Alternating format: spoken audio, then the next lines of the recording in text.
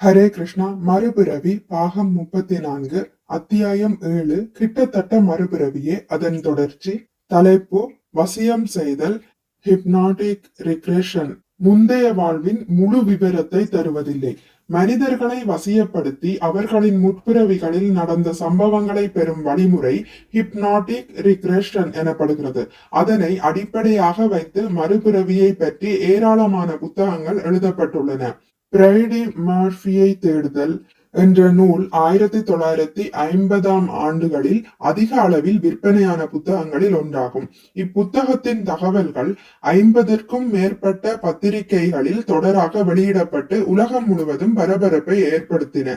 இப்புத்தகத்தை முன்மாதிரியாக ஏற்று கடந்த ஆண்டுகளில் பல்வேறு இதர புத்தகங்கள் ஹிப்னாட்டிக் ரிக்ரெஷனை அடிப்படையாக கொண்டு எழுதப்பட்டன. இது போன்ற நூல்கள் இன்றும் வெளிவருகின்றன, பிரபலமாகவும் பேசப்படுகின்றன. ஆனால் மறுபிறவி என்னும் மாபெரும் விஷயத்தினை இவை மேலோட்டமாக ஆராய்ந்து தெளிவற்ற கண்ணோட்டத்தை வழங்குகின்றன. மேலும் இவற்றின் கருத்துகள் பல வழிகளில் தவறான வழிகாட்டுதலாகவும் அமைந்து விடுகின்றன. பிரைடி மர்ஃபியை தேடுதல் என்ற புத்தகத்தின் ஆசிரியர் வசியக்கலையில் தேர்ச்சி பெற்றவர். அக்கலையை கொண்டு நடுத்தர வயது அமெரிக்கரான திருமதி வெர்ஜினியா டைகேயின் முந்தைய பிறவியை பற்றி அவர் செய்த ஆய்வினை அப்புத்தகத்தில் எழுதியுள்ளார்.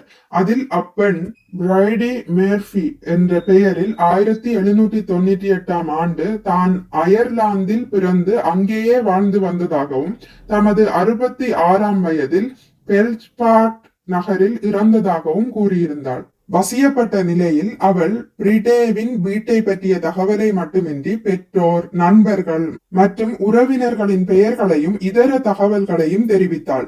மரணத்திற்கு பின்னர் அவள் ஆன்மீக உலகிற்கு சென்றதாகவும் பின்னர் 1923ஆம் ஆண்டு அமெரிக்காவில் வெர்ஜினியா டைகே என்ற பெயரில் மீண்டும் பிறந்ததாகவும் அப்புத்தகத்தில் கூறப்பட்டுள்ளது. பிரைடி மர்ஃபியை பற்றி டைகே கூறிய தகவல்களை விசாரணை செய்த போது பெரும்பாலான கூற்றுகளை சரிபார்க்க முடிந்தது. ஆனால் டைகேவின் பிள்ளை பிராயத்திற்கும் பிரைடி மர்ஃபியின் பிள்ளை பிராயத்திற்கும் இடையில் சில ஒற்றுமைகள் இருந்ததை அவர்கள் கண்டார்கள். உதாரணமாக, டைகே தனது 4 வயதில் தனது சிற்றன்னையுடன் வாழ்ந்து வந்தபோது சிற்றன்னையின் வீட்டிற்கு சற்று தொலைவில் பிரைடே மர்ஃபி என்ற பெயரில் ஒரு பெண் வசித்து வந்தாள் என்பது விசாரணையில் தெரிய வந்தது. இதன் பாலாக பிரைடி மர்ஃபியின் கதை இன்றைக்கும் கடுமையான விவாதத்திற்கும் கருத்து வேறுபாடுகளுக்கும் உட்பட்டதாக உள்ளது. இதிலிருந்தும் இதுபோன்ற மற்ற நிகழ்ச்சிகளிலிருந்தும் நாம் அறிவது யாதெனில், மிகவும் விளக்கமாகவும் தெளிவாகவும் கொடுக்கப்பட்டுள்ள கடந்த கால நினைவுகள் கூட சம்பந்தப்பட்ட நபரின் பிள்ளை பருவ நிகழ்ச்சிகளாக இருக்கலாம் என்பதே. வசியத்தில் ஈடுபடும் மனோவியல் அறிஞர்கள் சம்பந்தப்பட்ட நபர்களை வசியத்தில் வலியுறுத்தும் போது அவர்கள் தங்களது முற்பிறவிகளை பற்றிய பல்வேறு புனையப்பட்ட நிகழ்ச்சிகளையும் வெளிப்படுத்துகின்றனர். வசியப்படுத்தி பெறப்பட்ட அனைத்து அனுபவங்களும் புனையப்பட்டவை என்று கூறிவிட முடியாது. இருப்பினும் உண்மையான நினைவுகளையும் உணர்வற்ற நிலையில் வெளிப்படுத்தப்பட்ட கற்பனைகளையும் பிரித்தறிவது அவ்வளவு எளிதான காரியமல்ல. சில நேரங்களில் அது சாத்தியமற்றதாகவும் அமைகிறது. வசியத்தின் போது ஏற்படும் பிள்ளை பிராய நினைவுகள் முற்பிறவியின் நினைவுகள் என்று தவறாக எடுத்துக் கொள்ளப்படுகிறது. அது மட்டுமின்றி பிள்ளை பிராயத்தில் கேட்ட கதைகள், முன்பு எப்போதோ படித்த புத்தகங்கள், முற்றிலும் கற்பனையில் உதித்த கதைகள் போன்றவை கூட முற்பிறவியின் அனுபவங்கள் என்று தவறாக கருதப்படக்கூடும். ஆகவே முற்பிறவியை பற்றிய தகவல்களை சேகரிப்பதற்கான இந்த வசிய முறை வலுவற்றதாகும். முற்பிறவியை பற்றிய இத்தகைய ஆராய்ச்சிகளில் உள்ள மற்றொரு பொதுவான குறை இப்பிறவிக்கும் முந்தைய பிறவிக்கும் உள்ள கால இடைவெளியாகும். உதாரணமாக, தான் பிரைடி மர்ஃபி என்று கூறிய அவள் 1864ஆம் ஆண்டு மரணமடைந்ததாகவும் 60 ஆண்டுகள் கழித்து வெர்ஜினியா டைகே என்ற பெயரில் மீண்டும் பிறந்ததாகவும் கூறியிருந்தாள். இந்த இடைப்பட்ட காலத்தில் பிரைடி மர்ஃபியின் ஆத்மா ஆன்மீக உலகில் வாழ்ந்ததாக அப்புத்தகத்தில் கூறப்பட்டுள்ளது. வேத சாஸ்திரங்களில் போதிக்கப்பட்டுள்ள மறுபிறவி கொள்கையின்படி இது சாத்தியமற்ற ஒன்று என்பதை நாம் அறிகிறோம். கர்ம விதிகளுக்கு உட்பட்டு ஜட இயற்கையின் ஏற்பாட்டின்படி ஆத்மாவானது மரணத்தின் போது ஜட உடலை விட்டு நீங்கி இந்த பிரபஞ்சத்திலோ வேறொரு பிரபஞ்சத்திலோ மற்றொரு உயிரினத்தின் கருவறைக்குள் பிரவேசிக்கின்றது என்பதே மறுபிறவியின் உண்மையான வழிமுறையாகும். மரணத்திற்கு பின் ஸ்தூல உடலற்ற ஆத்மா உடலின் கட்டுப்பாடுகள் ஏதுமின்றி மனோவேகத்தில் பயணம் செய்கிறது. ஆகவே ஓர் உடலிலிருந்து வெளியேறி மற்றோர் உடலினுள் நுழைவதற்கு இடைப்பட்ட கால அளவு மிக குறைவானதாகும். இது மட்டுமின்றி முற்றிலும் தன்னுணர்வு பெற்ற ஆத்மா மட்டுமே மறுபிறவியின் சுழற்சிக்கு அப்பாற்பட்ட ஆன்மீக உடலை அடைய முடியும். ஜட உலகில் பிறவிதோறும் கட்டுண்டு கிடக்கும் சாதாரண ஆத்மாவிற்கு இது சாத்தியமல்ல. இருப்பினும் தேவையான ஆன்மீக பயிற்சிகளை பெற்ற பின்னர் ஆன்மீக உலகை அடைவதற்கான ஆற்றல் ஒவ்வொரு ஆத்மாவிற்கும் உள்ளது.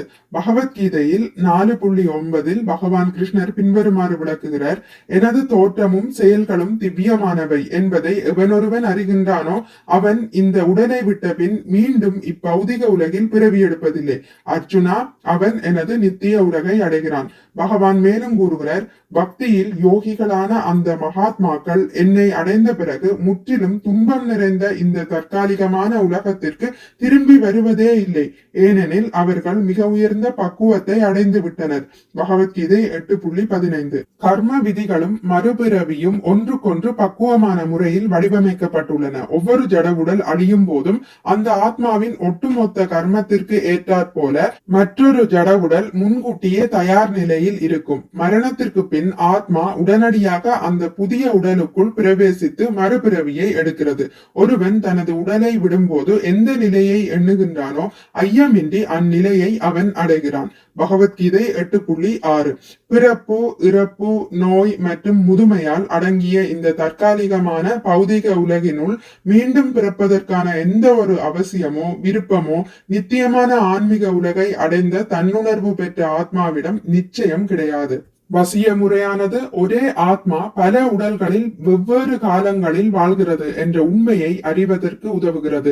வசியப்படுத்தப்பட்ட நபர்கள் தங்களது முற்பிறவிகளை பற்றி வழங்கிய தகவல்கள் மிகவும் துல்லியமாக இருப்பதாக பல்வேறு புத்தகங்கள் உறுதி செய்கின்றன. சில நேரங்களில் மிகவும் ஆழ்ந்த உணர்ச்சிகளும் அங்கு வெளிப்படுத்தப்பட்டுள்ளன. அவற்றை சந்தேகிப்பது கடினமாக உள்ளது.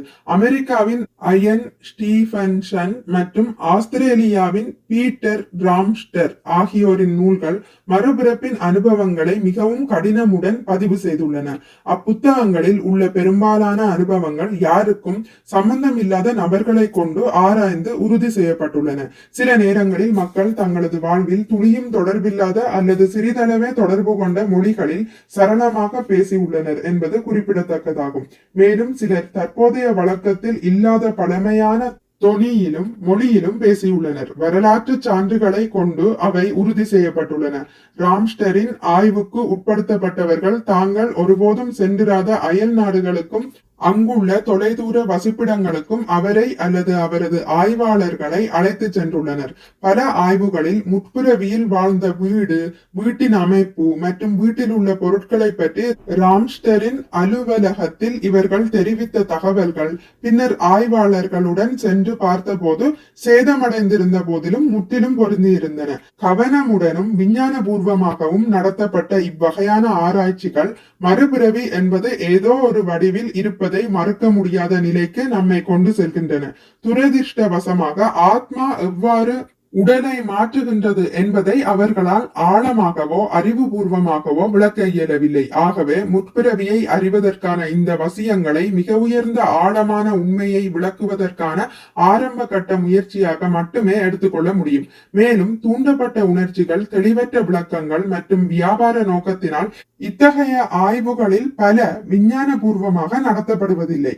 இதனால் மறுபிறவியின் எண்ணற்ற நுணுக்கங்களை அறிவதற்கான நம்பத்தகுந்த வழிமுறையாக இதனை ஏற்பதில் பெரும் சிக்கல் உள்ளது. ஹரே கிருஷ்ணா. இத்துடன் முடித்துக் கொள்கிறேன். இனி அடுத்த பதிவில் இதன் தொடர்ச்சியான ஒரு முறை மனிதனாக பிறந்து விட்டால் எப்போதும் மனிதனாகவே பிறப்போமா என்பதை பற்றி வாசிக்கலாம். மிக்க நன்றி. ஹரே கிருஷ்ணா. உங்களுக்கு இந்த வீடியோ பிடித்திருந்தால் லைக் பண்ணுங்கள், ஷேர் பண்ணுங்கள், சப்ஸ்கிரைப் பண்ணுங்கள். நோட்டிபிகேஷன் பெல்லை அழுத்துவதன் மூலம் அடுத்த பதிவுகள் உங்களை வந்தடையும். பகவான் ஸ்ரீ கிருஷ்ணரை பற்றி கேட்டு மகிழ்வோம். ஹரே கிருஷ்ணா.